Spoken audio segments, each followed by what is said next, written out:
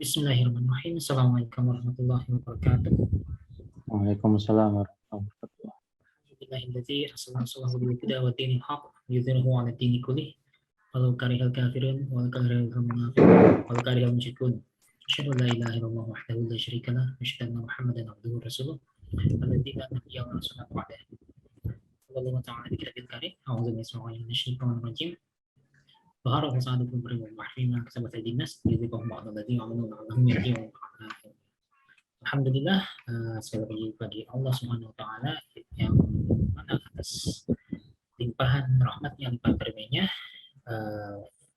edisi pertama dari webinar Fikrul Mustanir bisa diselenggarakan.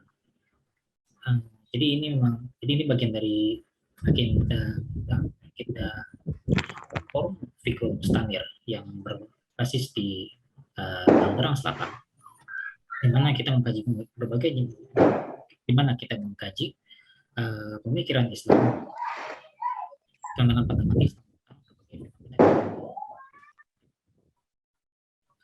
yang akan dibahas malam ini pada edisi perdana, yaitu tentang kita berkenalan dengan komunisme di Tiongkok. Jelas ini bukan kita mempelajari komunisme di Tiongkok itu untuk mengadopsinya atau apa, tetapi kita mempelajarinya untuk kita nilai berdasarkan standar Islam seperti apa sebenarnya komunisme di Tiongkok itu, seperti apa, dan bagaimana seharusnya kita menyikapinya berdasarkan akidah Islam yang kita serta kita curahkan pada baginda Rasulullah Muhammad SAW, pada para keluarganya, sahabatnya, dan insya Allah semua pada termasuk pada kita selaku umatnya hingga akhir zaman. Karena sudah cukup, kita segera ke pembahasannya saja. Bagaimana judulnya? Kita yang pada malam hari ini Fikrul Mustanir akan membawakan tema perkenalan dengan komunisme di Tiongkok. Karena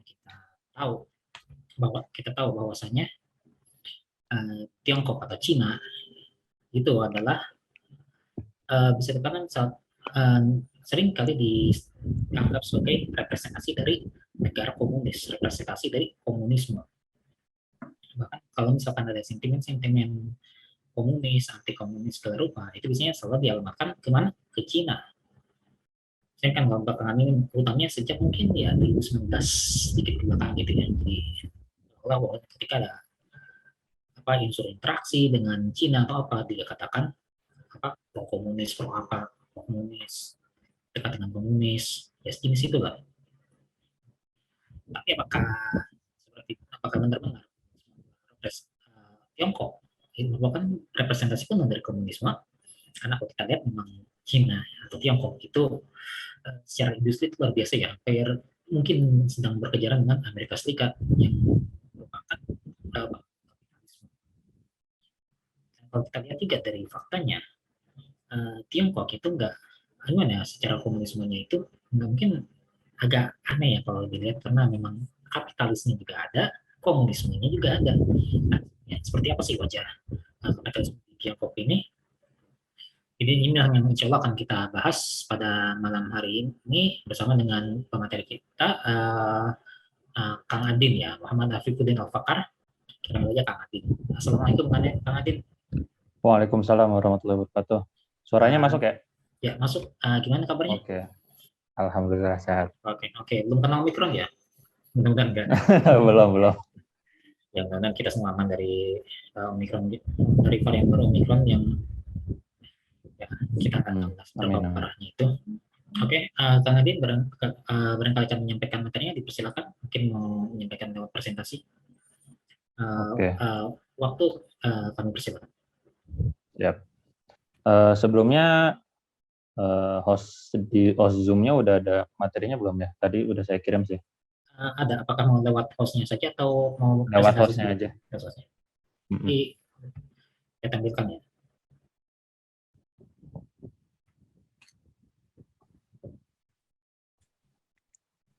Baiklah, sudah terlihat kan? Ya. Monggo, ada Kang Adin. Ya. Bismillahirrahmanirrahim. Assalamualaikum warahmatullahi wabarakatuh. Alhamdulillah rabbil alamin. Assalatu wassalamu ala asyrofil anbiya'i wal mursalin wa ala alihi washabihi ajmain wa ba'du. Asyhadu an la ilaha illallah wa asyhadu anna Muhammadar Rasulullah. Allahumma shalli ala sayyidina Muhammad wa ala ali sayyidina Muhammad. Ya, bismillahirrahmanirrahim. Sahabat-sahabat semua yang insyaallah di malam hari ini kita akan membahas terkait dengan perkenalan dengan komunisme di Tiongkok. Namun sebagai disclaimer awal ya, sebagaimana yang tadi disampaikan oleh moderator, memang ini bukan kemudian mengajak kita sebagai seorang muslim untuk mengenal lebih dalam terkait dengan komunismenya itu sendiri, ataupun kemudian mempelajarinya dalam tataran akidah ya. Tapi ini justru malah melihat fakta yang kemudian apa yang sebenarnya dilakukan oleh Tiongkok terhadap komunismenya gitu. Yang nanti kemudian sebenarnya kalau di Indonesia beberapa tahun terakhir itu banyak bersinggungan dengan Tiongkok yang memang direpresentasikan biasanya ke arah komunisme, termasuk dulu di akhir tahun 2019, 2018 yang menjelang pemilu, memang seringkali politik kita menjadi politik identitas yang dilihat dari kacamata di antara dua kutub gitu. Dan kalau Indonesia yang dekat dengan Tiongkok memang relatif diidentikan dengan komunisme. Saya juga memahami bahwasannya tema ini mungkin tidak terlalu seksi untuk dibahas sekarang gitu ya, karena kita memang lebih fokus banyak di tataran mungkin bahasan terkait dengan kesehatan, bahasan terkait dengan ekonomi ataupun sejenisnya. Kalau bahasan terkait ini mungkin ramainya ya kemarin waktu pemilu. Mungkin ini sebagai tambahan khazanah sakofah kita, dan nanti mungkin sebagai pisau analisis kita. Mungkin lanjut di slide berikutnya, Kang. Jadi sebenarnya ini lumayan baru ya di bulan September atau Agustus kemarin, dari mantan presiden kita ya, Bu Megawati itu mengucapkan selamat kepada PKT atau Partai Komunis Tiongkok, yang mana ini disampaikan di ulang tahun PKT. Jadi tahun kemarin itu PKT melaksanakan ulang tahun yang ke-100, dan ini disampaikan oleh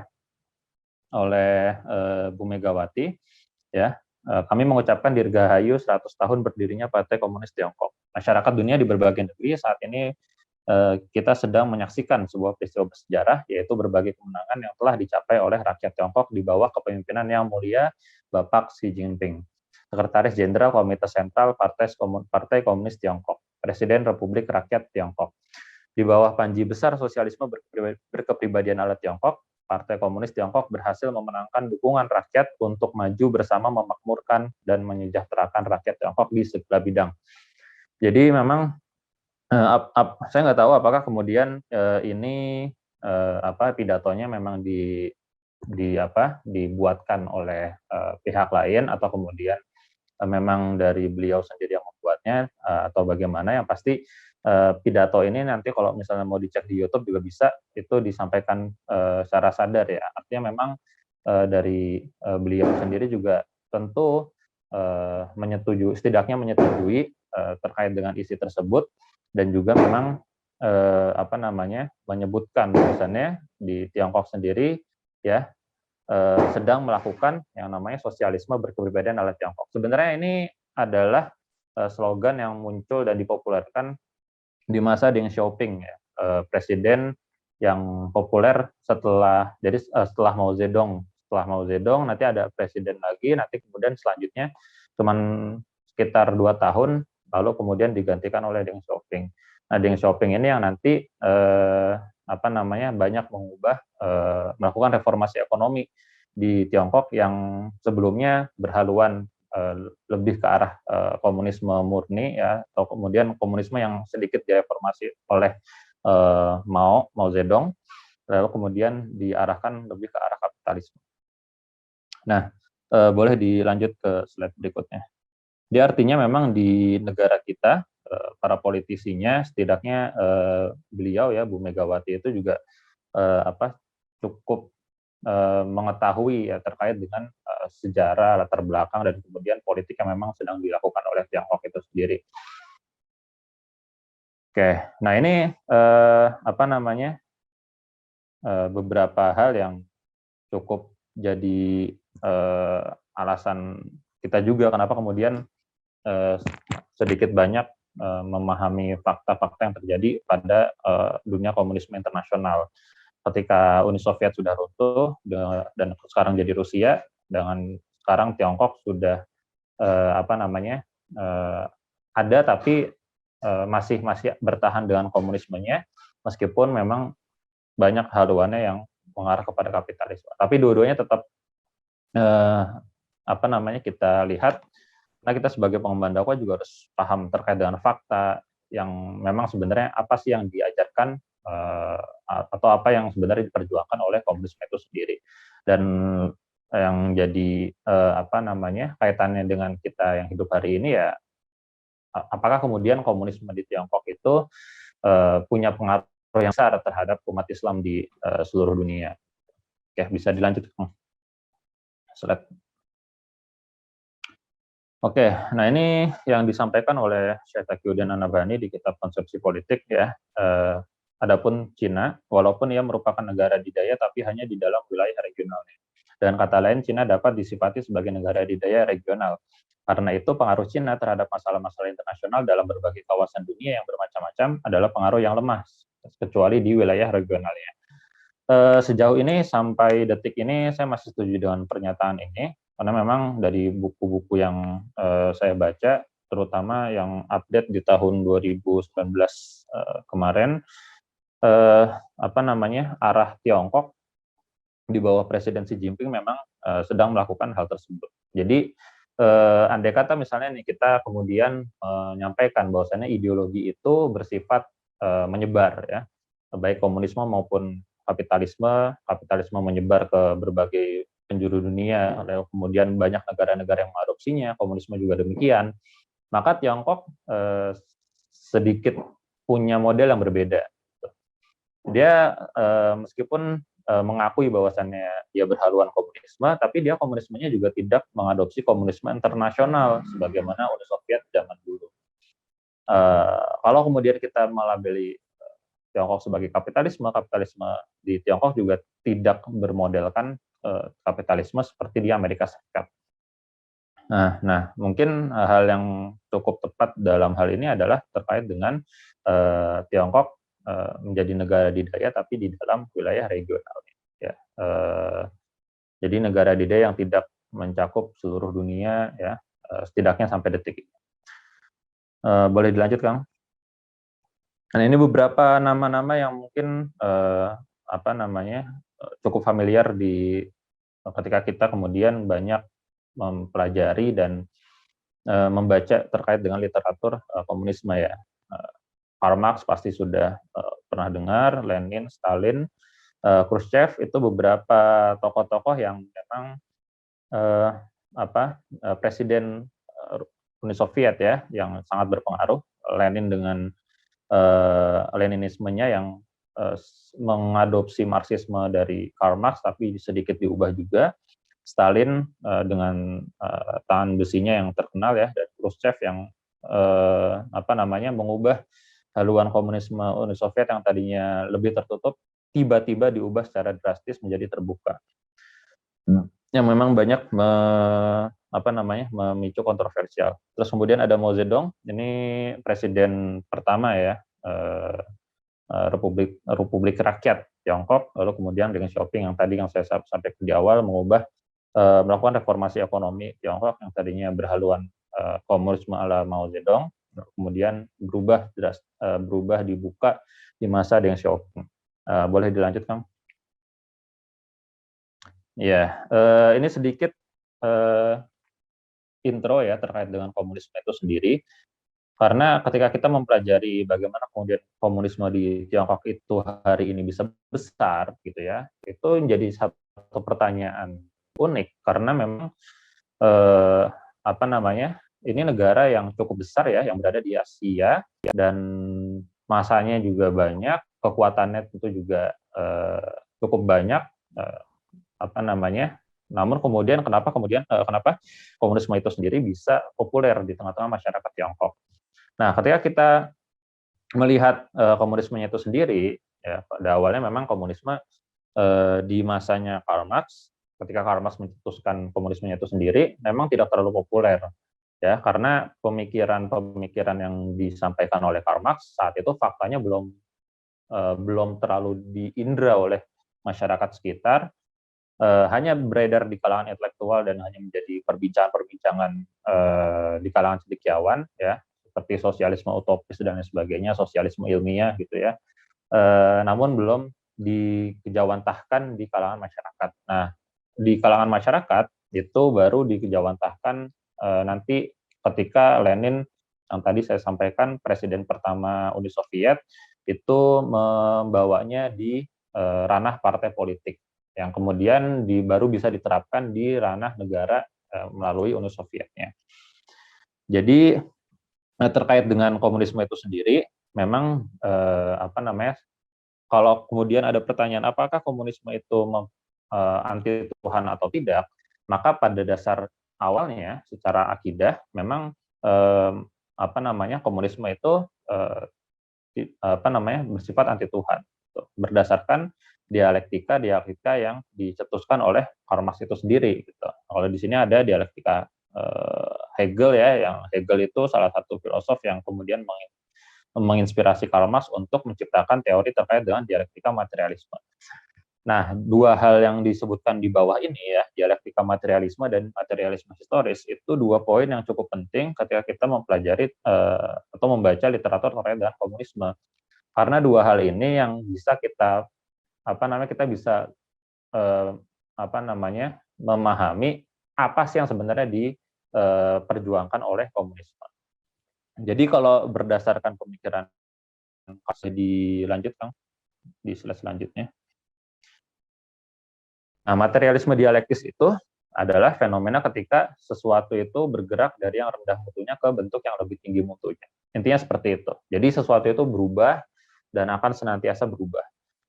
Nah, materialisme historis itu melihat materialisme dialektis dari sisi perkembangan ekonomi manusia. Jadi manusia dari manusia purba sampai manusia sekarang itu senantiasa berkembang tingkat ekonominya.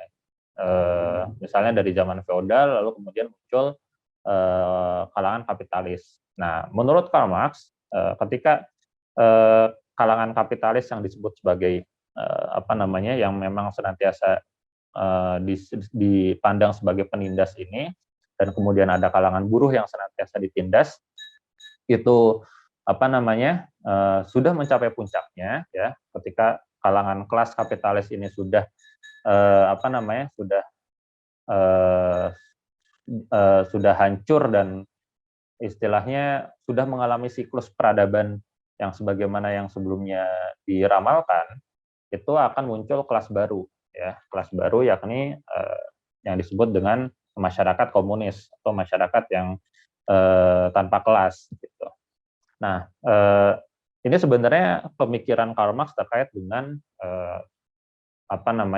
pandangannya terhadap masyarakat Eropa saat itu, yang mana menurut dia ketika kalangan buruh yang saat itu memang senantiasa ditindas oleh para pemilik modal, itu mengalami ketersiksaan, mengalami juga teralienasi atau tidak bisa melawan terhadap kalangan kapitalis, dan kemudian perjuangan mereka justru dialihkan dengan hal-hal lain, misalnya agama dan lain sebagainya, maka mereka kemudian harus dipacu untuk melakukan yang namanya revolusi. Dan revolusi ini hanya bisa terjadi secara mendasar, secara total dan secara menyeluruh gitu. Yang mana nanti berkembanglah apa yang biasa kita sebut dengan Marxisme. Atau kemudian dalam kalangan kelasnya kita biasa menyebutnya dengan komunisme. Atau dari sisi teori ekonomi yang biasa umum disebut, nanti juga dikenal sebagai sosialisme, yang mana ini berlawanan dengan kapitalisme yang relatif mengumpulkan modal, mengakumulasi modal, sedangkan sosialisme bersifat sosial ya, yang berlawanan dengan sifat-sifat individual yang biasa digagas oleh kapitalisme. Oke, lanjut. Nah, ini yang tadi saya jelaskan ya terkait dengan perkembangan masyarakat. Jadi dari masyarakat feodal lalu kemudian menuju masyarakat kapitalis, ya, dari masyarakat kapitalis nanti terbentuk masyarakat komunis. Ini konsep ideal menurut Karl Marx yang tadi berdasarkan materialisme dialektis dan materialisme historis. Yang sebenarnya kalau nanti dipelajari lebih lanjut akan mengarah kepada ateisme, ya, tidak mengakui Tuhan dan hanya mengakui materi dan sebagainya. Tapi kalau dari sisi ekonomi, ketika itu ditarik, memang lebih disederhanakan kepada apa yang tercantum di slide ini. Nah, hal ini memang memicu perlawanan-perlawanan karena memang dari sisi Karl Marx sendiri menginginkan adanya revolusi yang menggunakan kekerasan. Karena menurut dia, yang sebagaimana yang disampaikan di paragraf ketiga, kekerasan adalah bidan untuk setiap masyarakat lama yang hamil tua dengan masyarakat baru. Jadi harus ada perubahan secara menyeluruh yang memang dipicu oleh kekerasan. Jadi kalau kita nih sebagai pengemban dakwah hari ini menganggap bahwasannya kekerasan itu bukan jalan atau bukan metode yang bagus untuk menyampaikan dakwah, maka Karl Marx bersifat sebaliknya. Oke, boleh dilanjut slide-nya.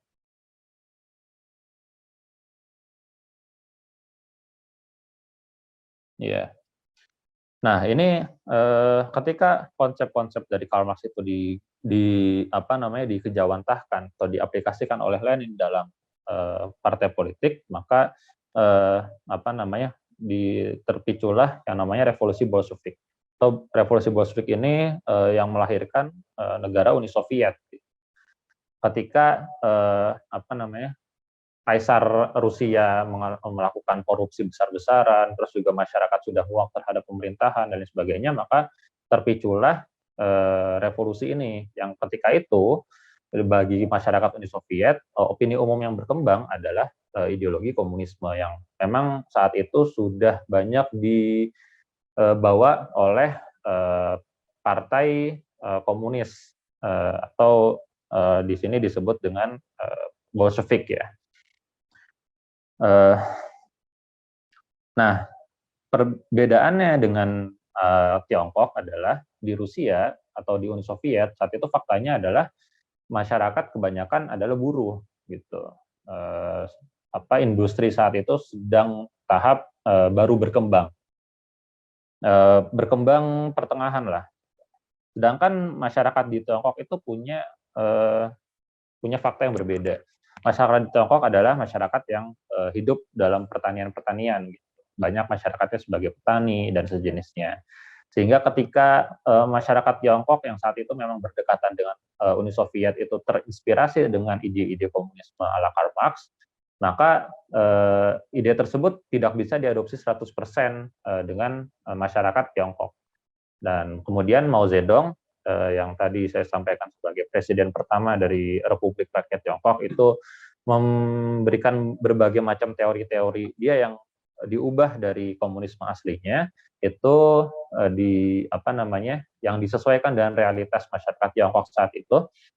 Maka ideologi yang dibawa oleh Mao itu biasa kita sebut dengan Maoisme. Nah, ini sebenarnya memicu kontroversi juga di kalangan pegiat komunisme, ya, karena mereka menyebut Mao itu sebagai revisionis, orang yang justru istilahnya kalau di kita mah bid'ah, ya, istilahnya malah mengubah ajaran-ajaran dari Karl Marx itu sendiri. Tapi ya Mao tentu nggak terima dan tentu menganggap bahwasannya ajaran-ajaran dia adalah ajaran-ajaran yang murni dari Marxisme dan Leninisme.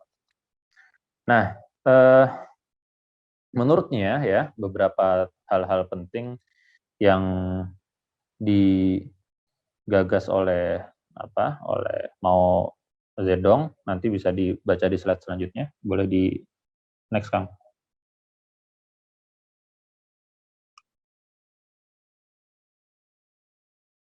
Ya, jadi ketika Mao Zedong itu mengampanyekan komunisme, Maka di kalangan masyarakat petani saat itu, isu yang paling berkembang adalah isu terkait dengan tanah, pembagian lahan, gitu ya. Maka kampanye yang paling populer adalah kampanye pembagian lahan, karena kondisi saat itu masyarakat banyak dikuasai tuan tanah dan masyarakat merupakan petani yang miskin. Dan yang kedua adalah saat itu Tiongkok memang sedang mengalami yang namanya transisi dari pendudukan Jepang ke masa pemerintahannya kalangan nasionalis ya. Yang nanti kemudian kita kenal hari ini dengan negara Taiwan, Cina Daratan. Nah, saat itu ketika Mao Zedong sedang mengampanyekan ide-idenya terkait dengan komunisme, ya, ini dibayangkannya mungkin kurang lebih sama dengan ketika kita dulu di Indonesia ada PKI ya, PKI senantiasa mengampanyekan ide-ide yang juga kurang lebih sama dan metode-metode yang mirip.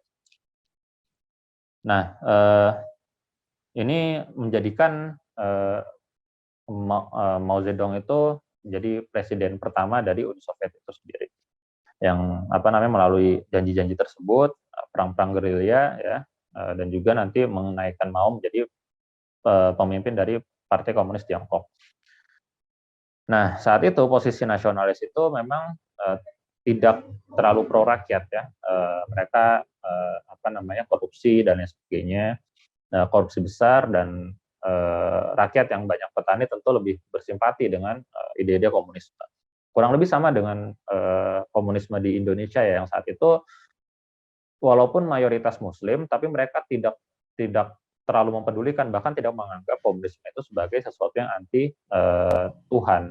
Memang ada beberapa pembantaian ya, misalnya pembantaian di Madiun ya, atau kemudian pemberontakan di Banten 1928. Tapi itu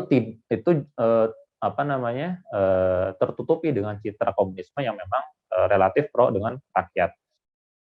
Gitu. Dan Mao juga menyesuaikan kondisi Tiongkok sebagai negara berkembang ya, yang mayoritasnya petani ya, misalnya dengan kolektivisasi pertanian.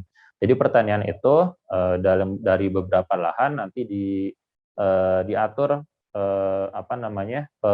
pengelolaannya, dibagi berkelompok-kelompok. Nanti dari kelompok-kelompok itu menghasilkan berapa, nanti dibagi sesuai dengan persentase penghasilan mereka. Dan slogan-slogan terkait dengan anti-imperialisme. Nah, saat itu yang menjadi musuh utama ya imperialisme yang digaungkan oleh Jepang dan Amerika Serikat. Lanjut, Kang. Nah, kenapa kemudian saat itu komunisme populer dan bertahan cukup lama? Karena memang Mao Zedong itu punya banyak prestasi dari sekian lama dia memerintah ya. Pertama adalah menaikkan angka harapan hidup dari 35 ke 70 tahun, lalu kemudian menurunkan buta huruf ya, tadinya sekitar 80% menjadi kurang dari 10%. Ini dibayangkannya adalah masyarakat Tiongkok yang memang penduduknya banyak gitu. Jadi menurunkan buta huruf itu adalah sebuah prestasi yang sangat luar biasa. Lalu kemudian tidak bersekutu dengan elit yang kaya ya, karena saat itu ya citra orang kaya ya jelek sekali, dihormati rakyat, dan juga ada pencitraan media. Jadi memang media yang terpusat dan mencitrakan komunisme baik dengan prestasi-prestasi memang dari dulu sudah ada. Dan itu memang dikontrol ketat oleh pemerintah. Lalu kemudian melepaskan Tiongkok dari penjajahan asing, membuat Tiongkok dan Korea Utara tidak kalah dalam perang Korea ya. Setidaknya mereka meskipun Amerika Serikat punya kepentingan untuk mempertahankan Korea Selatan karena menjadi jalur utama untuk mendekati Jepang di area Asia Pasifik, tapi Tiongkok bisa meredam perlawanan Amerika Serikat, ya, mengancam beberapa kepentingannya, dan meskipun saat itu posisinya bisa dianggap seri ya, perubahan wilayah di antara pasca perang tersebut juga tidak terlalu besar. Artinya ini juga jadi prestasi yang cukup besar buat Tiongkok yang saat itu adalah negara yang juga baru merdeka. Nah, GDP Tiongkok meningkat pesat ya dari 82,4 miliar yuan pada 1953 menjadi 106,8 miliar di tahun 1957. Jadi hanya 4 tahun kolektivisasi pertanian yang tadi saya sebutkan itu bisa meningkatkan PDB dari Tiongkok. Nah, ini yang sebenarnya dipicu juga oleh Great Leap Forward ya, lompatan jauh ke depan yang memang jadi kebijakan terkenal di masa Mao Zedong. Nanti kalau misalnya kita googling, ini sebenarnya kebijakan yang sangat tidak manusiawi dan istilahnya sangat memeras keringat dari rakyat dan sangat kontroversial. Gitu. Tapi fakta yang terjadi di lapangan ya GDP Tiongkok saat itu meningkat drastis dan sangat meningkatkan martabat Tiongkok di hadapan dunia. Yang terakhir adalah kultus pribadi dan bukan terakhir yang selanjutnya adalah kultus pribadi dan pendidikan ketat komunisme. Jadi memang ini udah dari dulu ya, istilahnya kalau kita biasa mengenal Gorizah Tadayun atau pengagungan atau naluri manusia untuk mengagungkan sesuatu, maka komunisme juga punya, tapi diganti kepada benda-benda lain ya, misalnya manusia gitu. Ya, kultusan pribadi terhadap Mao dan pendidikan ketat ala komunisme, yang mana memang doktrin-doktrin ini itu dikontrol ketat oleh PKT, ya, Partai Komunis ya, melalui media-media mereka. Waktu itu yang ada ya buku, selebaran-selebaran, slogan-slogan, pamflet, kemudian spanduk dan sejenisnya. Lanjut, Kang. Nah, ini kenapa kemudian Great Leap Forward itu jadi satu prestasi besar waktu itu, karena memang target awalnya Tiongkok itu bisa menyusul negara-negara adidaya saat itu, yaitu Inggris dan Amerika Serikat ya. Targetnya adalah bisa menyusul Inggris dalam waktu 15 tahun dan Amerika Serikat dalam waktu 10 tahun. Dan itu dipotong menjadi hanya dalam waktu 3 tahun. Jadi prediksi Mao Zedong itu bisa memotong waktu untuk menjadi negara adidaya. Lalu kemudian meningkatkan produksi pertanian ya, meskipun saat itu banyak laporan-laporan palsu yang digunakan oleh elit-elit dari Partai Komunis Tiongkok itu sendiri, dan kemudian saat itu yang memang industrinya berkembang adalah industri senjata dan peperangan, maka Mao Zedong menargetkan memunculkan industri baja, meningkatkan industri baja, yaitu melalui ekspor ya. Namun ketika masyarakat tidak siap dan terlalu banyak lahan yang dialihkan kepada industri baja, menyebabkan pertaniannya juga jadi rusak dan kehilangan stok. Ya, akhirnya menyebabkan krisis pangan dan kelaparan. Ya, setelah itu pamor Mao terus turun karena Great Leap Forward walaupun meningkatkan GDP secara drastis, tapi juga di lapangan secara fakta banyak elit-elit yang tidak suka dengan kebijakan-kebijakan ini. Boleh dilanjutkan. Nah, setelahnya Mao Zedong meskipun lama dan sangat fenomenal ya, akhirnya digantikan juga dan muncul presiden ikonik baru yang bernama Deng Xiaoping. Meskipun Deng Xiaoping bukan pengganti langsung Mao ya, tapi kita langsung ke Deng Xiaoping karena ini memang sangat ikonik. Kenapa ikonik? Karena tadi yang saya sebutkan di awal, Mao Zedong dikenal dengan sosialisme dengan karakteristik Tiongkok yang berada di zamannya. Gitu. Satu quotes terkenal dari dia ya, tidak peduli apakah seekor kucing itu hitam atau putih, karena jika dapat menangkap tikus, maka kucing itu adalah kucing yang pintar. Ya, nggak peduli apakah menggunakan ideologi komunisme, apakah menggunakan ideologi kapitalisme, yang penting adalah bisa meningkatkan ekonomi, ya, bisa meningkatkan kesejahteraan masyarakat.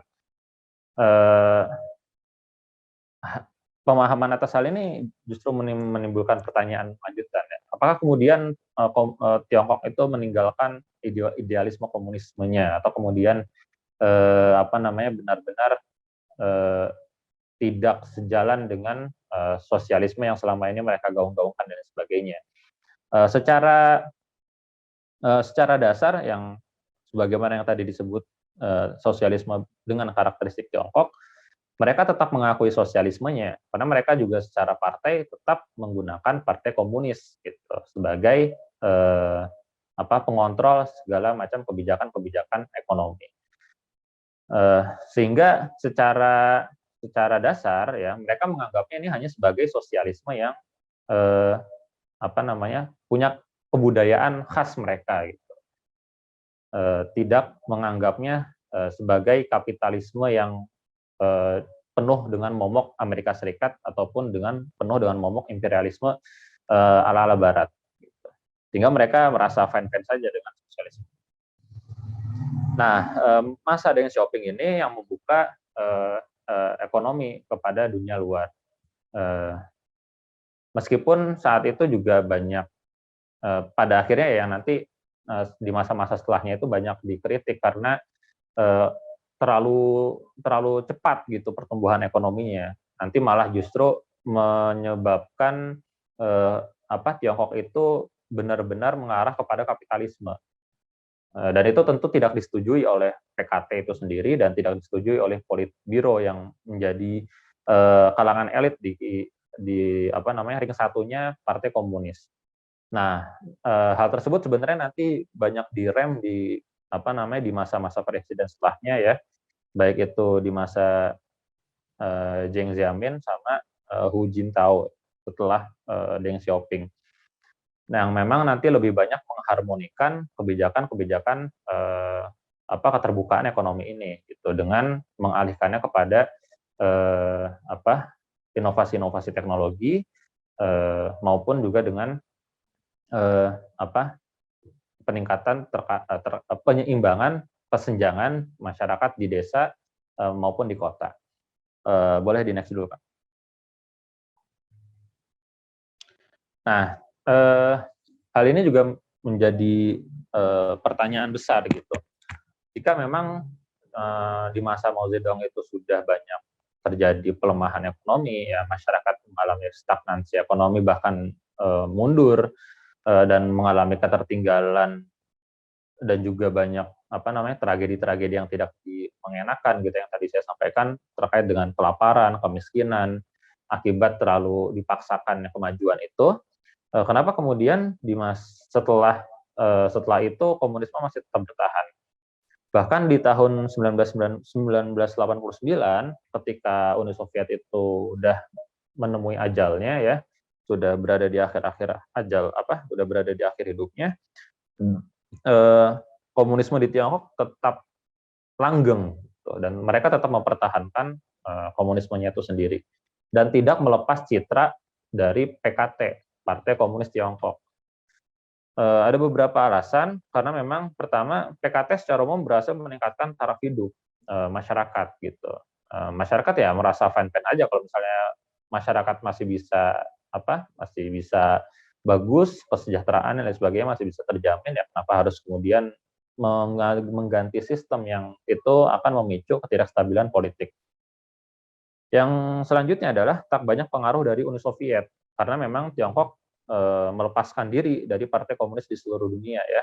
Jadi saat itu ya komunisme ikatan partai komunis di seluruh dunia adalah komunisme internasional yang berpusat kepada berpusat pada Uni Soviet, tapi Tiongkok itu berselisih banyak dengan Uni Soviet, berselisih kepentingan, berselisih ego sehingga melepaskan diri dari orbitnya Uni Soviet. Sejak awal Tiongkok memang punya target ya, yakni menjadi panutan sosialisme di sekitar Asia. Jadi memang targetnya kalau Uni Soviet itu lebih ke arah Eropa di timur, maka Tiongkok itu lebih mengarah kepada pengaruhnya di Asia, termasuk di Indonesia.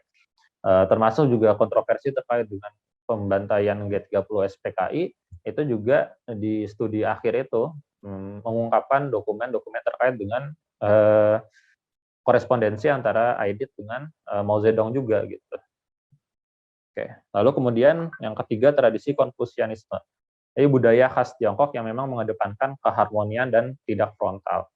Ya berbeda dengan Barat yang ceplas-ceplos dan sebagainya ya. Memang ini masih masih menggunakan tradisi-tradisi di negara-negara timur, negara-negara di Asia yang relatif tidak terlalu banyak frontal dan tidak terlalu banyak clash gitu. Lalu kemudian menggunakan keseimbangan di berbagai sektor ya. Jadi di masanya Hu Jintao yang memang mungkin di caption juga udah disebut ya, di caption publikasi acara ini bahwasannya Tiongkok itu di masanya Mao Zedong menggunakan satu kaki itu terkait dengan komunisme ala Mao Zedong. Lalu kemudian di masanya Deng Xiaoping menggunakan dua kaki, mulai menyerap banyak bisnismen. Di masa setelahnya juga terus menyerap banyak bisnismen, tapi di masanya Hu Jintao ya biasanya disebut dengan menggunakan empat kaki, yakni mengedepankan inovasi dan teknologi. Jadi Hu Jintao berusaha untuk mengharmonikan kebijakan ekspansi pertumbuhan dari teori-teori sistem kapitalisme yang berusaha diadopsi di Tiongkok. Misalnya adalah terkait dengan keseimbangan pertumbuhan ekonomi di beberapa desa, ya, di berbagai desa. Kalau di kota udah terlalu timpang, maka di desa harus banyak di-expand. Dan ini ekspansinya benar-benar berpindah gitu. Kalau Indonesia masih terpusat pada Pulau Jawa, maka Tiongkok dengan luas wilayahnya dan luas wilayahnya itu melakukan ekspansi pertumbuhan ekonomi berpindah wilayah. Yang tadi misalnya terpusat di timur, maka kemudian berekspansi ke barat. Wilayah-wilayah yang rentan terhadap separatisme, misalnya di Tibet, dataran tinggi Tibet, di Xinjiang dan lain-lain, itu kemudian diperhatikan dan banyak diurus oleh pemerintahan Tiongkok. Termasuk juga memberikan intensif dan atas prestasi-prestasi yang ada di kalangan saintis maupun atlet-atlet dan lain sebagainya gitu ya. Karena memang ini juga untuk mengedepankan, menyeimbangkan pertumbuhan mereka gitu. Yang memang apresiasi ini diperlukan di kalangan negara yang memang masih menggunakan partai tunggal sebagai pusat dari pemerintahannya. Nah, ini agak berbeda dengan Korea Utara ya, yang memang tidak terlalu banyak apresiasi di sektor-sektor tersebut. Lalu kemudian prestasi PKT juga terbukti gitu. Selama prestasinya masih terbukti ya nggak terlalu urgen untuk mengganti sistem perpolitikan di Tiongkok dan mengganti kepemimpinan Partai Komunis Tiongkok. Oke, boleh dilanjut, Kang. Lalu kemudian adalah kepemimpinan dan visi bersama Partai Komunis Tiongkok yang membuat iklim politiknya stabil. Ini memang ketika tidak banyak pemilu di Tiongkok tidak seperti di dunia demokrasi kita, yang memang mereka lebih banyak memilih di sekitar elit-elit partai mereka, lalu kemudian sistem kaderisasi partai juga cukup bagus, dimulai dari bawah ya, dari masyarakat kelas bawah juga dikontrol.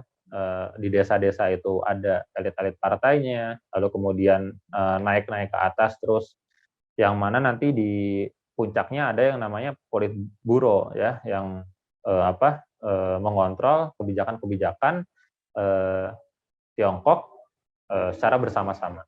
Meskipun nanti ada beberapa model presiden yang memutuskan sendiri, ada juga yang mengedepankan konsensus. Tapi secara umum, Politburo itu bertugas untuk menyeimbangkan kebijakan-kebijakan partai politik, partai komunis, agar tidak terlalu keluar dari batas-batas yang sudah ditentukan. Nah, sehingga politiknya relatif stabil dibandingkan kalau kita misalnya yang sibuk dengan pesta 5 tahunan, sebelum 5 tahun tapi udah banyak manuver-manuver politik yang dilancarkan. Gitu. Ya, sedangkan di Tiongkok ya meskipun ada kecil tapi tidak berdampak signifikan pada stabilitas politik. Lalu kemudian struktur partai yang kuat sampai level masyarakat terbawah, citra baik media massa dan kekuatan sensor ya, ini barangkali sudah umum ya, bahwasannya di Tiongkok itu memang mengontrol opini-opini yang berkembang baik di masyarakat maupun di dunia luar, termasuk kalau yang cukup terkenal di kita adalah opini terkait dengan Xinjiang ya, masyarakat Uighur, apakah mereka kemudian benar-benar direhabilitasi di camp-camp atau pindah dan sebagainya. Itu kan media Tiongkok berusaha untuk menutupi hal-hal tersebut. Lalu kemudian pengusaha disambut dengan baik. Jadi memang pengusaha itu bukan kemudian mereka mengendalikan Tiongkok secara penuh, tapi justru statusnya harus bekerja sama dengan partai.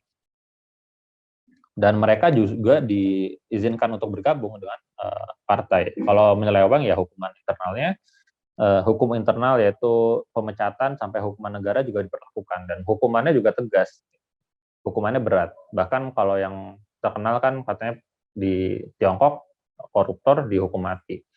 Di masa-masa yang lain hukumannya juga cukup berat, ada yang seumur hidup, ada yang sampai belasan tahun dan lain sebagainya. Lalu kemudian kaum intelektual punya akses yang luas atas pengetahuan, ya. Kalau ya mudahnya kalau hari ini jangankan kalangan intelektual lah, atlet-atlet yang ada di Tiongkok juga prestasinya kan cukup bagus ya. Walaupun memang di sebelum tahun 2010 cukup banyak kontroversi terkait dengan kesejahteraan atlet, tapi hari ini relatif banyak perkembangan.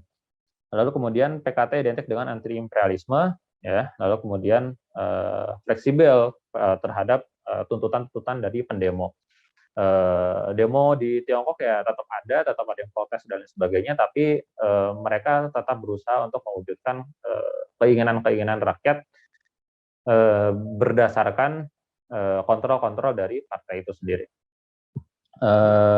Boleh dilanjut, Kang?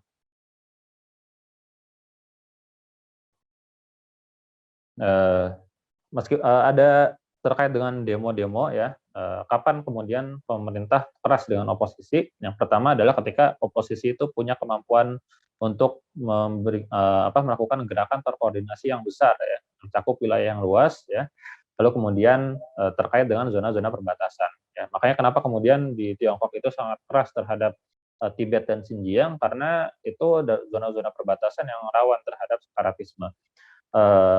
Meskipun beberapa analis juga melihat bahwasannya misalnya di Xinjiang ya, itu menjadi jalur baru bagi Xi Jinping untuk membuka akses terkait dengan negara-negara yang berada di sekitar Xinjiang ya, misalnya Kazakhstan dan lain sebagainya, untuk ada jalur-jalur perdagangan dan jalur-jalur ekspansi ekonomi.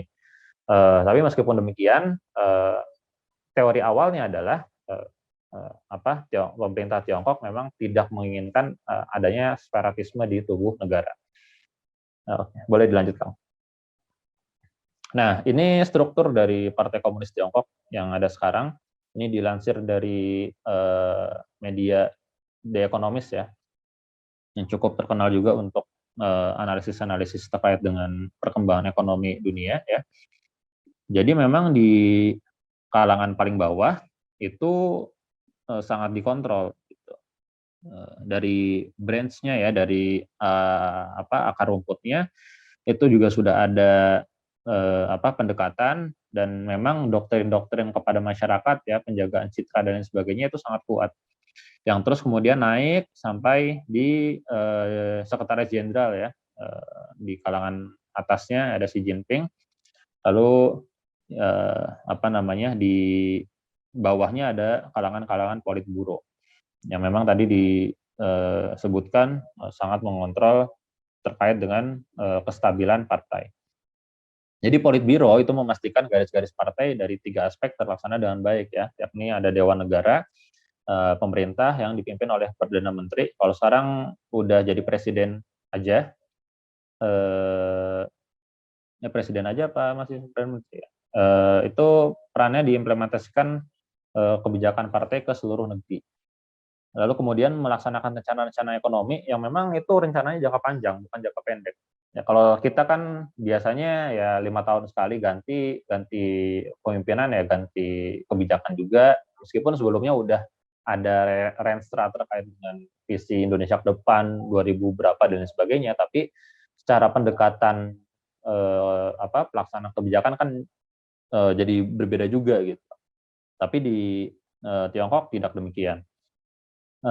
Lalu ada juga komite militer ya, ada polisi, ada militer, dan kongres rakyat nasional atau parlemen. Ya. Puncaknya dipegang oleh sekjen dan presiden. Lalu ada juga lembaga-lembaga sensor ya, tadi disebutkan ya, Departemen Komunikasi, Diseminasi Informasi, Publisitas, dan Propaganda, Jadi memang ini hal yang sangat penting di Partai Komunis, ya, karena memang opini masyarakat itu harus dikendalikan. Tidak berkembang, tidak menjadi bola salju yang menggelinding terus jadi besar dan tidak terkendali. Sebaliknya Partai Komunis itu mengendalikan hal-hal tersebut, ya, sensor-sensor dan lain sebagainya. Ya gantinya kalau di Tiongkok, kalau misalnya nggak ada Google, YouTube, Facebook, Instagram dan lain sebagainya, ya kemudian mereka menggunakan media sosial buatan mereka sendiri. Gitu. Lalu kemudian rasa cinta pada Tiongkok, ya, itu senantiasa dikaitkan dengan rasa cinta kepada partai. Jadi memang identiknya bahwasannya Tiongkok itu dijalankan oleh PKT. PKT adalah Tiongkok dan Tiongkok adalah PKT. Boleh di next. Nah, ini itu mungkin itu aja ya yang dibahas di pertemuan sekarang sebagai pengantar saja, ya. Kalau di judul ya berkenalan saja dengan komunisme di Tiongkok. Memang tidak terlalu mendalam membahas komunisme di Tiongkok itu sendiri, ya. Karena memang ya hari ini kalau di judul ya hanya berkenalan saja. Mungkin itu aja yang bisa saya sampaikan di materi ini. Cukup sekian. Terima kasih. Saya kembalikan kepada moderator. Ya, terima kasih pada Kang Adin atas pemaparannya untuk pengenalan terhadap ideologi komunisme Tiongkok, ya. Ini menarik ketika tentang komunisme Tiongkok. Ini saya jadi ingat pas ketika saya ada tugas dinas ke Tiongkok tahun 2019.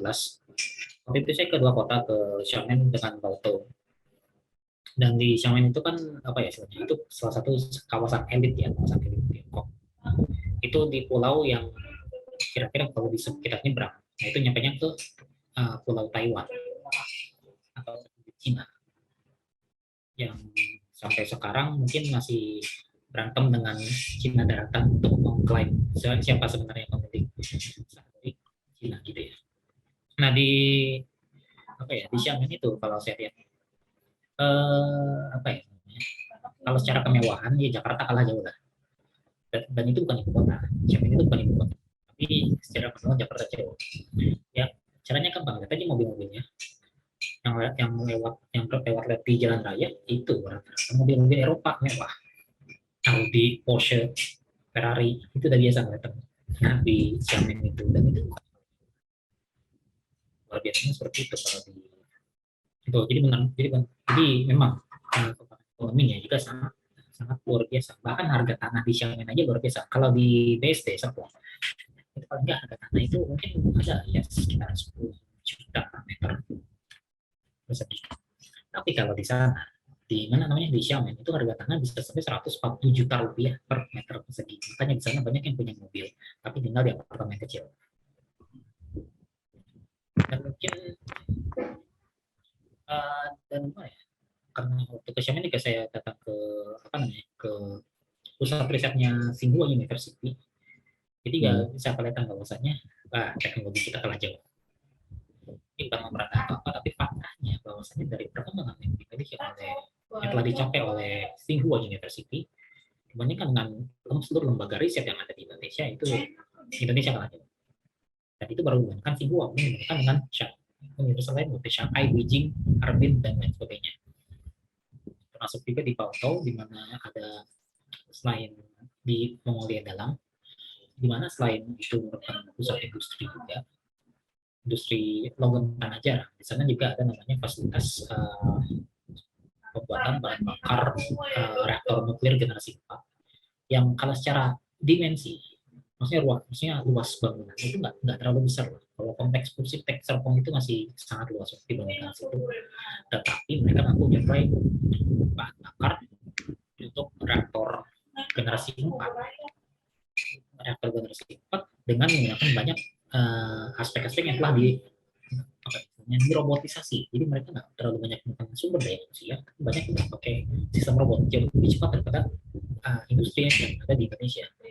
Memang secara pengembangan teknologi mereka itu luar biasa.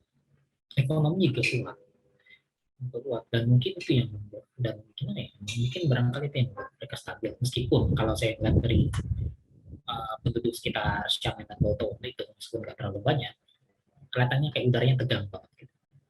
Jadi mereka kayak gimana ya, kurang menikmati hidup, terlalu tegang. Jadi seolah-olah ada tekanan, seolah-olah kehidupan mereka akan terancam kalau misalkan mereka berani dissenting atau bersuara melawan Partai Komunis Tiongkok gitu. Itu sekedar itu aja, sekedar cerita ketika saya ke Tiongkok kemarin. Tapi kalau misalkan dari itunya memang uh, dari penjelasannya Kang Adin tadi, memang ada perbedaan antara komunisme Tiongkok dengan komunisme katakanlah uh, Soviet atau ya Uni Soviet pada aslinya ya. Ada perubahan. Dan bahkan mau dikatakan sebagai revisionis atau ahli bid'ah dalam komunisme, tapi ya, ya karena memang Marx sudah mati ketika itu, ya siapa yang mau berani benar-benar mengklaim kalau itu menyimpang dari Marx kan. Oke, mungkin segitu pengenalan komunisme. Apakah jika kita lanjut ke sesi diskusi, mungkin di sini sudah ada setidaknya dua pertanyaan kalau saya lihat. Dilanjut diskusi juga boleh, Kang. Ya, ya, ada 3 pertanyaan. Ada 3 pertanyaan di sini. Yang pertama dari Pak Nelabib, bapaknya Labib. Oke, pertanyaannya, lahirnya Partai Komunis biasanya diawali dari lahirnya Partai Sosialis atau saat digunakan isu Partai Demokratik, atau bergabungnya tokoh komunis dalam partai lain, dan setelah kuat mereka memecah partai induk menjadi partai komunis. Mohon penjelasan fakta ini dalam konteks revolusi komunisme. Jawabannya. Iya. Oke. Pertama di di Uni Soviet sendiri, kalau kemudian kita ambil contoh Uni Soviet, jadi di Soviet dulu kenapa disebut sebagai revolusi Bolshevik? Karena Bolshevik itu adalah golongan atau partai yang memang mendominasi revolusi. Sebenarnya peralihan kekuasaan dari sistem yang sebelumnya digunakan oleh Rusia atau digunakan oleh Rusia menjadi komunisme itu ada andil dari partai-partai lain. Ya, lawannya Bolshevik saat itu adalah Menshevik yang relatif lebih moderat, kalau bahasa kita ya. Bolshevik relatif lebih radikal gitu. Nah, dua partai ini adalah partai yang ya otomatis kalau satunya moderat, satunya radikal, ya meskipun sama-sama komunis itu saling gondok, saling bersetegang. Sama kayak kita kalau misalnya sama-sama Muslim, ada Muslim moderat, ada Muslim yang relatif radikal, ya juga kurang lebih kan seperti itu. Pemahamannya punya pemahaman yang sangat berbeda terhadap ajaran-ajaran yang ada gitu. Nah, ketika di Uni Soviet sendiri, awalnya Menshevik ini yang memang menjalankan Uni Soviet, ya, mereka yang memerintah. Namun dengan sistem yang kemudian mereka gunakan, ya, dengan pemahaman-pemahaman mereka, ternyata itu tidak memicu kepuasan di kalangan masyarakat. Apalagi ketika waktu itu Bolshevik juga punya power yang cukup besar, ya, dengan gerakan-gerakan bawah tanahnya, dengan kalangan akar rumputnya, dan juga dengan tokoh-tokoh yang besar seperti Lenin, Trotsky, dan lain sebagainya yang punya suara-suara yang besar di kalangan masyarakat. Sehingga yang tadinya pemerintahan berada di masyarakat di partai Menshevik itu beralih kepada partai Bolshevik. Nah, apakah kemudian jadi ada peleburan partai antara Menshevik dengan Bolshevik? Dari sini tetap ada perselisihan, ya, karena memang tidak mungkin meskipun di satu komunis, meskipun yang memimpin jadi partai tunggal, ya, yang punya otoritas yang sangat besar, tapi tidak selamanya kemudian partai yang menjadi lawannya itu bergabung dengan partai yang berkuasa. Karena setelah itu memang akan banyak sekali pertentangan-pertentangan bahkan di kalangan internal sendiri, di internal komunis sendiri. Jangankan antara partai yang berbeda ya, antar partai yang sama aja, sesama kalangan Bolshevik itu juga punya banyak pertentangan. Stalin tidak setuju dengan ide-idenya Trotsky, Trotsky tidak setuju dengan ide-idenya Stalin dan sebaliknya. Di kalangan elit-elit mereka juga banyak yang tidak setuju. Mereka nggak punya apa istilahnya, ada perbedaan mazhab gitu. Mereka nggak punya, ya istilahnya karena mereka juga tidak punya nabi dan tidak punya tidak punya kitab suci dan lain sebagainya, ya otomatis pertentangan-pertentangan itu ada dan besar, dan efeknya sangat besar. Eh, di Uni Soviet saat itu. Sedangkan partai-partai lain itu relatif punya power yang kecil sehingga tidak bisa memberikan perlawanan yang berarti gitu ya terhadap kepemimpinan Bolshevik maupun Menshevik. Ya kalau Menshevik udah kalah atau kemudian Bolshevik udah berada di puncak, ya pergantian kepemimpinan relatif ada di sana. Dan ketika mereka memang berkomitmen untuk menggunakan sistem komunisme, dan kemudian mereka berkomitmen juga untuk menjadikan satu partai tunggal untuk memimpin negara dan semua kebijakan negara itu berpusat pada partai, maka partai-partai kecil yang lain itu meskipun ada dan eksis tapi tidak punya pengaruh yang besar di tengah-tengah masyarakat. Itu ya sama juga dengan meskipun ada perbedaan dengan kasus Tiongkok ya. Kalau di Tiongkok ada memang yang awalnya tadinya partai nasionalis, lalu kemudian partai komunisnya mencuat, ya ada beberapa pemikir-pemikir komunis yang muncul juga, tapi mereka relatif menggabungkan diri kepada satu partai, itu Partai Komunis di Tiongkok atau PKT. Nah, apakah kemudian ada partai-partai kecil yang lain? Ya ada juga, tapi mereka tidak terlalu punya power dan sebagian besar justru memilih bergabung kepada Tiongkok sendiri, kepada partai besar itu sendiri. Ya, di negara-negara lain juga kurang lebih sama. Bahkan di Indonesia juga dengan PKI-nya juga ya punya fakta yang demikian juga gitu. Meskipun punya beberapa perbedaan ya, tapi kurang lebih seperti itu. Nah, di Indonesia meskipun PKI ya juga ada juga partai-partai komunis kecil lain, tapi tidak punya power yang besar. Itu kali ya kalau untuk pertanyaan pertama. Selebihnya mungkin saya nggak bisa terlalu banyak mendetailkan. Baik, syukran atas jawabannya, Ngabil. Barangkali dari penanya ada yang mau ditanggapi dari jawaban ini. Boleh nanggapi ya? Ya.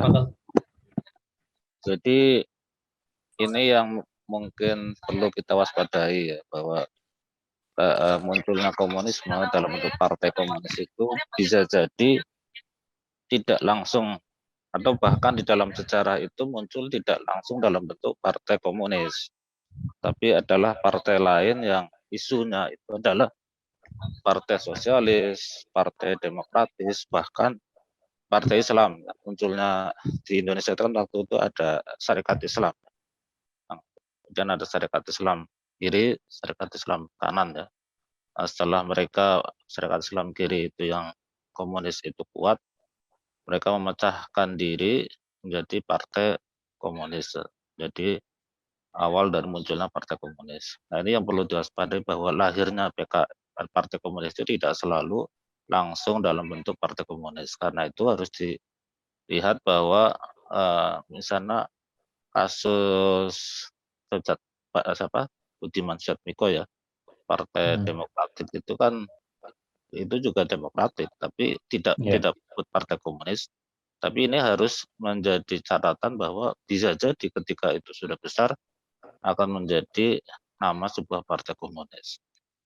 Nah ini yang barangkali ingin saya sampaikan ya, bahwa komunisme itu bisa jadi sebuah proses atau revolusi yang mereka sebutkan dengan istilah revolusi, yang diawali dari proses yang panjang ya, dari partai lain atau kelompok lain yang ujung-ujungnya adalah sebuah proses untuk komunisme. Mungkin itu yang ingin saya maksudkan, bahwa proses ini bisa jadi merupakan bagian dari mekanisme ataupun bagian dari metode Partai Komunis untuk membangun sebuah sistem komunis. Terima kasih. Baik, terima kasih atas tanggapannya pada penanya Pak Nenabi, Pak Nabi. Menurut kami kita karena keterbatasan waktu, kita lanjut ke pertanyaan berikutnya. Di sini ada pertanyaan kedua dari saudara Budi Adiansa. Oke, ada 3 pertanyaan di sini. Oke, yang pertama, kenapa rendah diri dengan tidak menyebut Cina? Kenapa Tiongkok? Lalu kenapa PKT disebut Partai Komunis Tiongkok? Padahal T-nya adalah Cina dengan ejaan lama. Oke.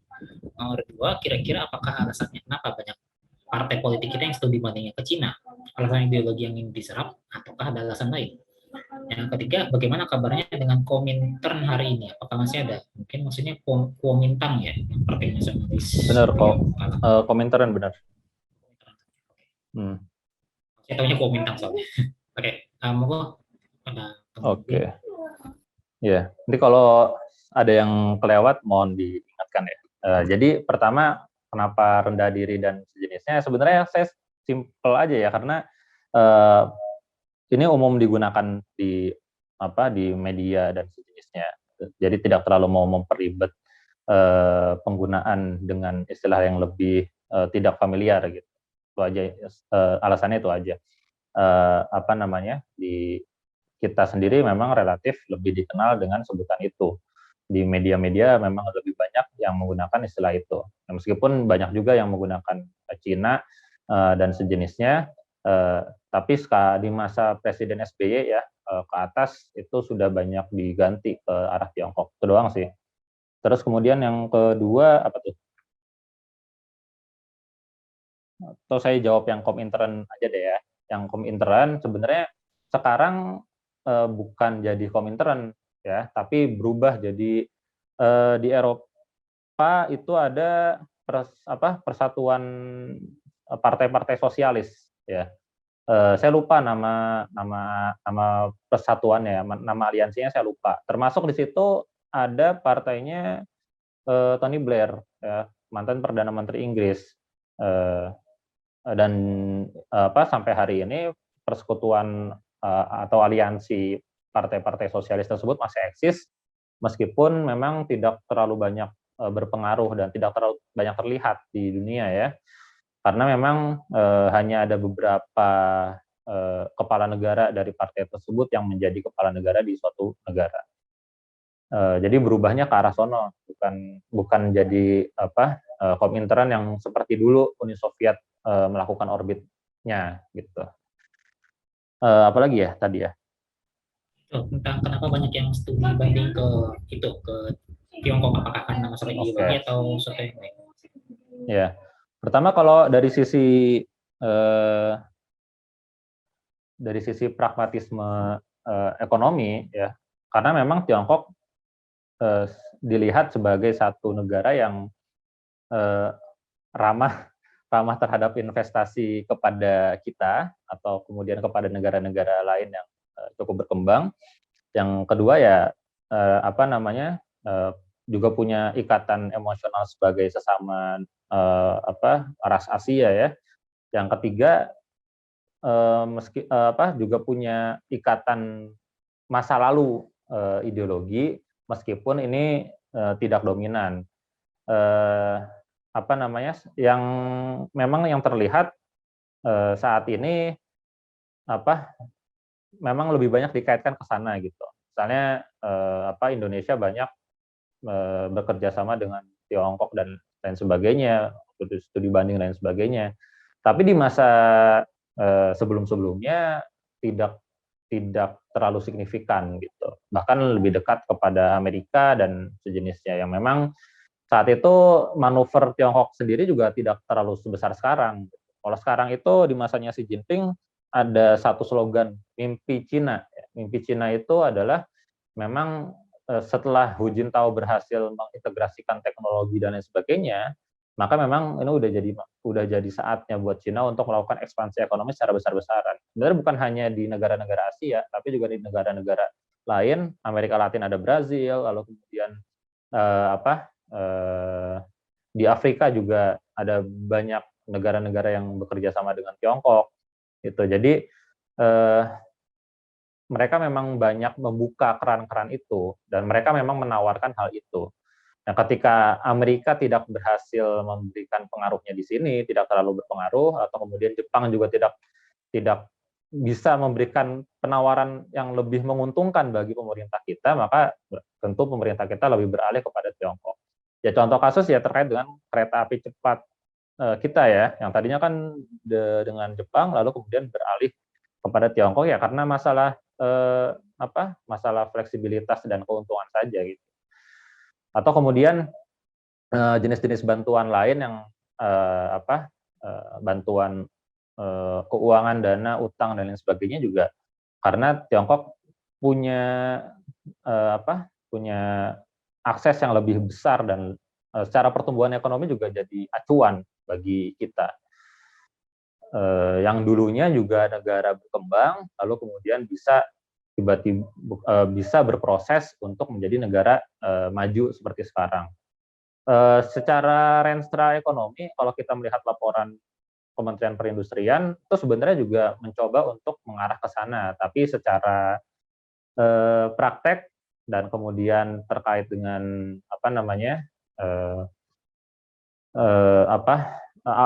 konsep revolusi industrinya juga banyak yang nggak sesuai dengan apa yang dilakukan oleh Tiongkok. Jadi tidak terlalu banyak dampak yang signifikan bagi kita. Itu kurang lebih. Syukran atas jawabannya, Kang Adit. Untuk penanya, Saudara Budi, apakah ada pertanyaan? Ada tanggapan? Maksudnya? Silakan.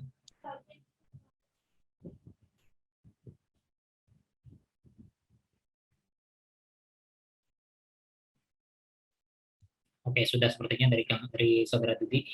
Kita bisa lanjut ke pertanyaan berikutnya dari YouTube ya, secara kronologis ada pertanyaan di YouTube. Dari Elfni Ramadhania, apakah rahasia komunisme bisa menguasai sebagian dunia? Jadi apakah karena banyak uang? Tanda tanya. Jadi apa saya ingin menanyakan bagaimana rahasia komunisme bisa menguasai dunia? Kira-kira. Oke. Pertama Tiongkok dari dulu sebelum merdeka, ketika mereka masih dijajah, itu mereka juga jadi pusat peradaban dan pusat perdagangan dunia gitu. Peradaban mereka besar, kerajaan mereka besar, dan secara perdagangan juga mereka bagus. Inggris bisa menginvasi Hong Kong, bisa menginvasi Tiongkok secara perdagangan juga ya, karena Tiongkok punya banyak akses jalur sutra, ya, jalur perdagangan yang strategis dan lain sebagainya. Gitu. Jadi secara keuntungan sebenarnya Tiongkok punya sumber daya yang sangat besar, termasuk juga sumber daya manusia. Yang sebenarnya kalau sumber daya manusia kan awalnya memang mereka cukup miskin ya, dan cukup miskin dalam arti kualitas ya, kualitasnya cukup rendah, tapi ketika dikelola dengan benar saat ini kualitasnya cukup bagus. Di masanya Hu Jintao itu memang terjadi secara apik gitu. Istilahnya Hu Jintao itu juga punya latar belakang iptek yang mumpuni lah. Kalau di kita kayak Presiden Habibie mungkin ya, sainsnya juga cukup luar biasa, dan beliau Hu Jintao mengedepankan itu banyak membuka kampus, ratusan kampus yang dibuka, meskipun itu juga menimbulkan kontroversi sebenarnya, kontroversi terkait dengan tenaga kerja yang melimpah tapi kekurangan lapangan, menimbulkan banyak stres dan beban bagi mereka. Namun itu bisa diatasi di masa-masa setelahnya. Nah, dari sini secara potensi mereka memang punya semua itu. Ketika mereka memerdekakan diri dari kolonialisme Inggris dan negara-negara lain seperti Jepang, gitu ya, tentu mereka tidak mau menyepakati kesepakatan-kesepakatan yang tidak adil ya bagi mereka. Meskipun pada awalnya juga harus survive yang cukup harus struggle, Tapi mereka memang ketika mereka berhasil mengelola itu ya hasilnya juga cukup bagus. Itu kali ya. Oke, mungkin karena pertanyaannya di YouTube agak susah untuk menanyakan responnya, jadi ya kita lanjut ke pertanyaan berikutnya saja. Ini sekarang dari saudara Viv Ramadila. Pertanyaannya, bagaimana dengan politik luar negeri komunisme Tiongkok saat ini? Apakah hanya mengamankan kepentingan ekonomi negara Tiongkok saja tanpa ada ekspor pemikiran komunisme mereka? Oke. Ya. Ini pertanyaan menarik. Jadi saya mau ngutip pidatonya Xi Jinping ketika ada pertanyaan yang mengarah ke sana. Jadi Xi Jinping, tadinya mau saya masukin ke slide tapi lupa ternyata ya.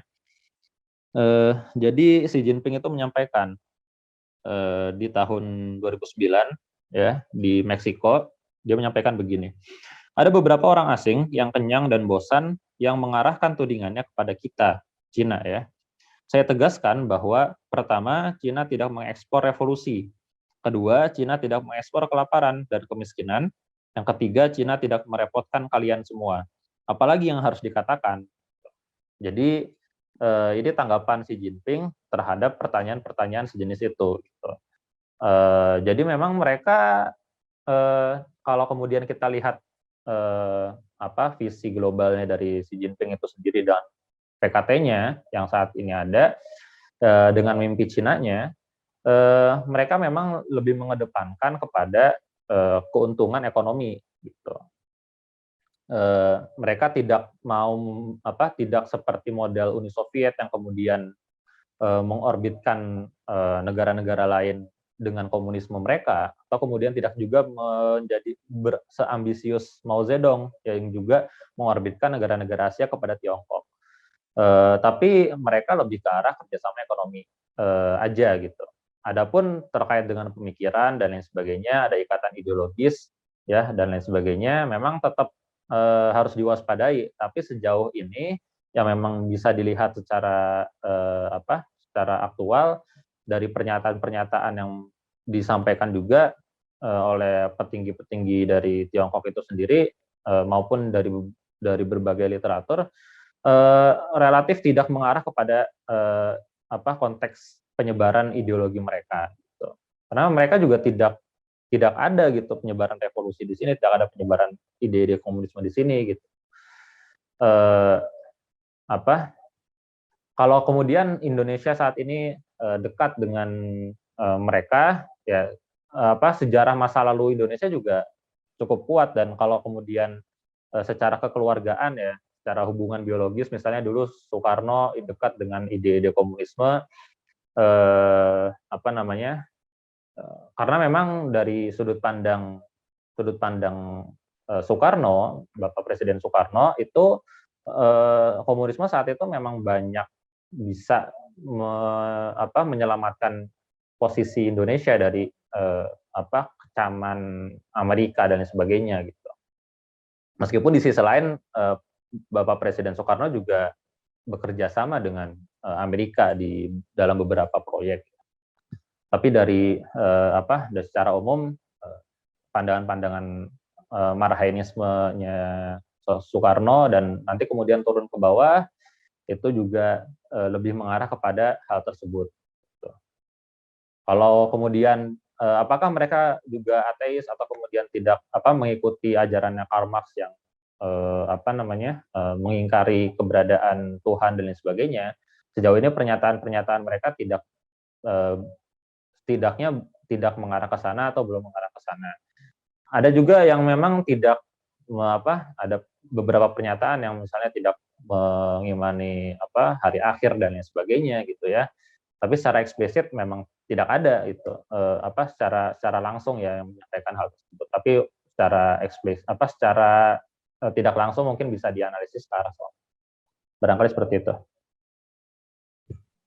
Oke, syukur Kang Atin atas jawabannya. Jadi memang agak-agak mirip, mungkin bisa dikatakan ya persis seperti pernyataannya itu ya Syed Taqiyuddin Al-Albani, bahwasanya memang pengaruh Tiongkok ini lebih karena regional ketimbang global gitu ya. Iya. Kalau yang masalah ingat, berkata orang-orang Tiongkok itu sejak peradaban Jepang dulu emang lebih sibuk berantem sendiri gitu. Sampai kan ada era war states ya. Sekitar 7 kalau misalnya 7 negara itu berantem sampai akhirnya muncul ke periode imperial. Oke, dari penanya sepertinya sudah mengatakan cukup, jadi kita lanjutkan ke pertanyaan berikutnya. Mungkin kita akhiri di kita berapa ya, 10 menit lagi ya, karena kita juga mulainya agak telat, jadi nggak apa-apa kita pertanyaan dulu.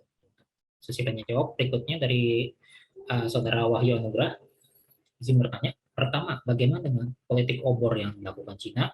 Kedua, bagaimana pandangan kita sebagai seorang muslim tentang komunis Cina? Dan terakhir, apakah dampak hubungan antara Tiongkok dan Indonesia sekarang? Ini sepertinya lumayan berat jika pertanyaannya. Oke. Yang pertama terkait dengan obor, pernah kita jadi saya punya teman-teman di komunitas literasi Islam yang ini membahas terkait dengan analisis obor itu. Jadi nanti kalau mau lebih jelas dan lebih rinci di websitenya komunitas literasi Islam ya, ketik aja literasiislam.com itu ada, nanti dicari terkait dengan obor. Harusnya sih ada, atau nanti keywordnya Tiongkok ya, nanti ada beberapa artikel terkait itu. Kalau mau lebih detail ya, karena di situ analisisnya memang waktu itu menggunakan kasus ketika Menteri Luar Negeri Amerika ya, Pompeo, waktu itu di masanya Presiden Donald Trump itu datang ke Indonesia kan waktu itu ketemu sama Presiden Jokowi. Jadi kedatangan Pompeo waktu itu memang untuk memastikan bahwasannya Indonesia tidak terlalu mengikuti arus yang digariskan oleh Tiongkok terkait dengan program-program obor itu sendiri. Adapun dengan obor itu adalah memang program dari Tiongkok untuk memperluas tadi ya, mewujudkan mimpi Cina. Yang mimpi Cina itu slogan utama yang digaungkan oleh Xi Jinping di masa pemerintahannya untuk memaksimalkan ekspansi ekonomi dari Tiongkok itu sendiri. Nanti meluas ke beberapa jalur ya, dan bahkan beberapa analis menuliskan ini memperluas jalur perdagangan Tiongkok, membuat jalur sutra baru atau menghidupkan jalur sutra baru, menghidupkan jalur sutra yang dulu pernah dilakukan oleh Kekaisaran Cina, untuk memperluas pengaruh dari ekonomi mereka. Sejauh ini untuk obor seperti itu sih. Kita ada beberapa negara-negara yang memang terikat perjanjian dengan mereka. Nah, apakah kemudian dampaknya terhadap Indonesia dan lain sebagainya? Sejauh ini dari yang saya lihat dari pernyataannya beberapa pejabat di Indonesia, misalnya dari Ibu Sri Mulyani, jadi secara umum teori terkait dengan PDB ya, PDB Indonesia itu punya target besar terhadap PDB. Dan diukurnya berdasarkan pertumbuhan PDB. Kalau dulu sebelum pandemi itu Indonesia kalau nggak salah pernah bisa mencapai ada di sekitar angka 5% dan pernah bisa mencapai 7% ya kalau nggak salah ya. Dan itu berdasarkan target dari pemerintah Indonesia itu udah cukup bagus. Kenapa? Karena ada peningkatan. Nah, ketika ada peningkatan, mereka juga jadi punya eskalasi perkiraan agar utang Indonesia itu turun gitu. Meskipun secara fakta nanti kita bisa melihat datanya itu naik drastis sekali. Tapi dengan persepsi kapitalisme yang ada, yang memang digunakan oleh pemerintah Indonesia, itu menganggap bahwasannya itu adalah sebuah investasi jangka panjang melalui utang-utang tersebut. Terutama di masa Presiden Jokowi ya, yang sangat besar dan sangat signifikan itu adalah pembangunan infrastruktur yang menurut petinggi-petinggi Indonesia bahwasannya ketika infrastruktur itu berhasil dibangun, maka pertumbuhan ekonomi itu relatif lebih mudah tercapai dan lebih mudah tercapai karena Indonesia kan negara kepulauan dengan akses logistik yang minim. Jadi Indonesia secara sumber daya alam banyak, melimpah gitu. Tapi akses logistiknya susah, jalanannya susah, terus kemudian akses kendaraan dan lain sebagainya susah. Makanya kenapa kemudian banyak dibangun jalan tol, banyak dibangun infrastruktur penunjang gitu. Karena targetnya memang untuk mengakselerasi hal tersebut.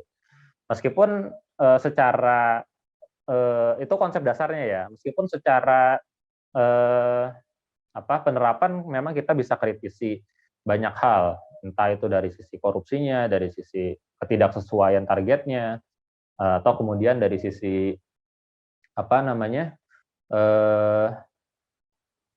peminjaman dengan asing dan lain sebagainya, itu cukup membahayakan Indonesia di masa depan. Banyak analis yang kemudian mengaitkan ketika Indonesia itu tidak berhasil melunaskan utang luar negerinya, maka aset-aset yang ada di Indonesia itu akan diambil alih oleh Tiongkok. Yang sebenarnya hari ini dirasakan secara tidak langsung, itu banyak sekali yang memang dalam tanda kutip diambil alih oleh mereka. Ya kalau pemerintah Indonesia merasa fine-fine saja karena mereka merasa sanggup untuk untuk menanggung beban pertumbuhan itu, dan ini demi menaikkan pertumbuhan ekonomi di Indonesia. Meskipun pada kenyataannya tidak demikian. Apalagi tadi ya?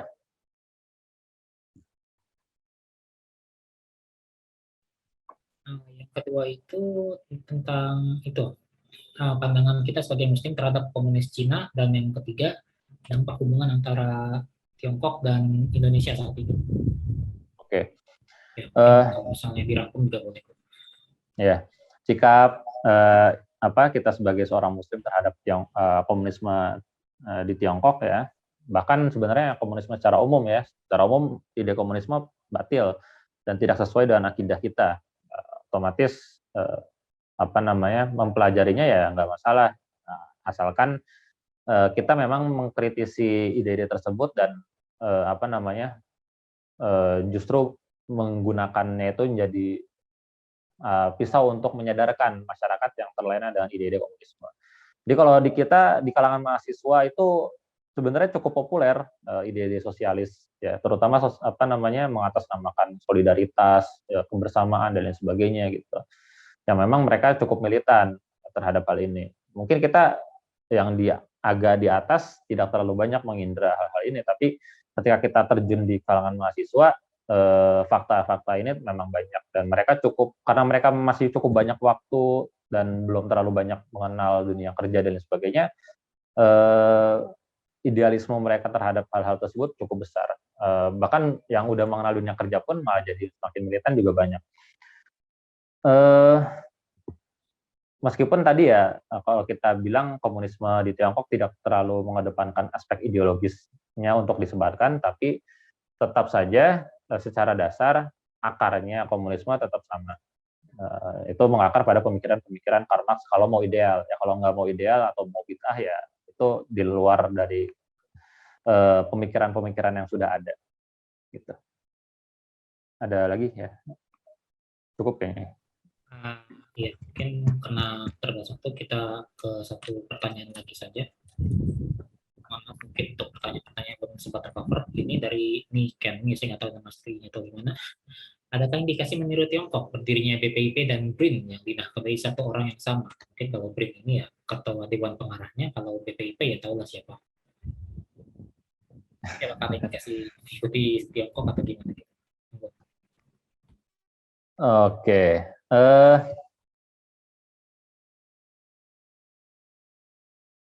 Saya mau jawab, memang secara kemiripan memang mirip pengkultusan pribadi yang terjadi di masanya Mao Zedong dan sejenisnya gitu ya. Meskipun secara model kepemimpinan saat ini kalau disamakan persis dengan Tiongkok banyak berbeda. Tapi dari sisi itunya memang mirip. saya nggak tahu apakah ini masalah dari pribadi beliau atau memang ini kebijakan partai gitu. Atau memang partai merasa beliau masih punya power yang cukup besar sehingga masih sangat dihormati kebijakan-kebijakan beliau dan sebagainya dan tidak bisa lepas dari itu. Meskipun kalau dari tulisan beliau ya, yang tulisan terkait jurnal yang pernah dipublikasikan terkait doktoralnya ya kalau nggak salah ya, atau istilahnya jurnal akademis beliau lah, itu kan memang terlihat narsismenya beliau ya. Jadi kalau saya pribadi menganggapnya itu masalah kepribadian dari beliau. Tapi agak aneh kalau misalnya masalah kepribadian ini masih dihormati oleh satu partai besar yang cakupannya berada di seluruh Indonesia. Jadi ini tentu juga disetujui oleh oleh partai. Selebihnya saya nggak terlalu banyak komentar. Oke, masalah ini agak-agak cukup kompleks juga ya untuk pembahasannya. Terkait dengan itu tentang National Science and Technology Center yang mungkin dari Cina gitu. Ya gimana ya? Karena memang kalau dari baunya sih emang agak-agak mirip dengan Cina. Cuma bahkan gimana ya, kalau saya melihat ke Cina juga bahkan lebih banyak independensinya daripada BRIN saat ini. Tiap-tiap institusinya. Kalau sekarang kelihatan kayak super body sekali. Nah, mungkin karena kita dibatasi waktu, sudah pukul berapa ya? 21:42. Mungkin diskusinya kita cukupkan sampai sini dan mohon maaf ada penanya yang belum sempat tercover. Pertanyaannya mungkin coba saya rekap dulu, mungkin bisa dijawab yang lain mungkin secara di luar forum atau gimana bisa di itu. Baik,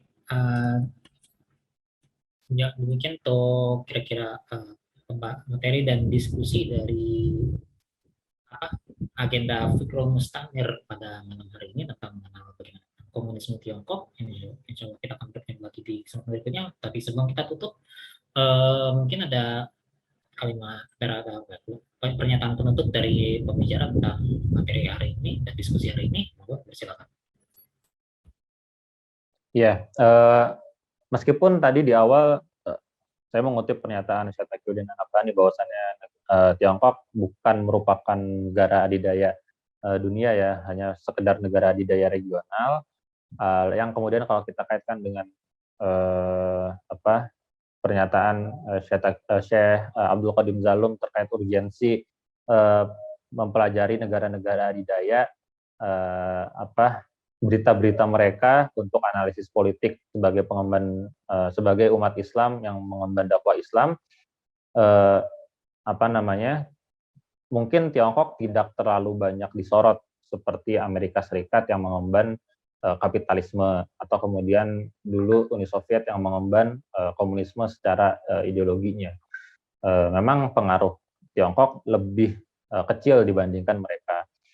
Tapi dengan kondisi kita saat ini yang memang Indonesia banyak bekerja sama dengan Tiongkok, saya kira pengemban dakwah sekarang secara khusus maupun kaum muslimin secara umum tetap perlu memperhatikan langkah-langkah dan kebijakan-kebijakan yang diambil Indonesia terkait dengan kerjasama yang mereka lakukan dengan Tiongkok.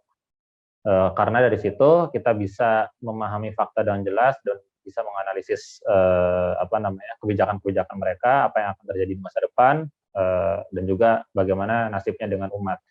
Karena dari situ kita bisa memberikan analisis yang cukup bagus dan menyajikan analisis pemikiran Islam kepada umat dengan lebih menyeluruh. Karena akan sangat aneh ketika kita ingin mendakwahkan umat Islam dengan ideologi Islam dan ingin menyingkirkan ideologi komunisme itu sendiri, tapi kita tidak memahami fakta-fakta yang terjadi di dalam komunisme itu sendiri. Mungkin itu yang bisa saya sampaikan. Terima kasih. Assalamualaikum warahmatullahi wabarakatuh. Dengan pernyataan penutup dari Kang Adin ini, berakhirlah sesi webinar atau apa ya ini. Ya, kita anggap saja ini webinar namanya. Webinar dari Fikrul Mustamir edisi pertama. Jazakumullah khairan katsir pada para peserta yang telah menghadiri webinar ini dari awal sampai akhir, lalu yang membuat diskusi menjadi aktif dengan berbagai pertanyaannya, dan secara khusus terima kasih pada Adin yang telah bersedia membagikan sharing tentang bagaimana mengenal ideologi komunisme Tiongkok, supaya paling tidak kita bisa mengenali watak mereka dan lebih waspada terhadap mereka sebagai seorang muslim. Kita pada malam hari ini kita akhiri dengan istighfar, hamdalah, dan doa kifaratul majlis. Alhamdulillah,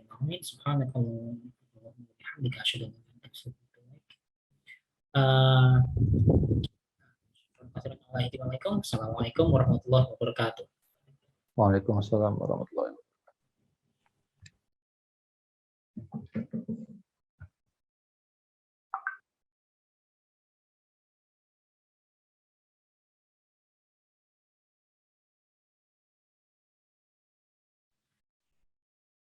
Oke, sudah.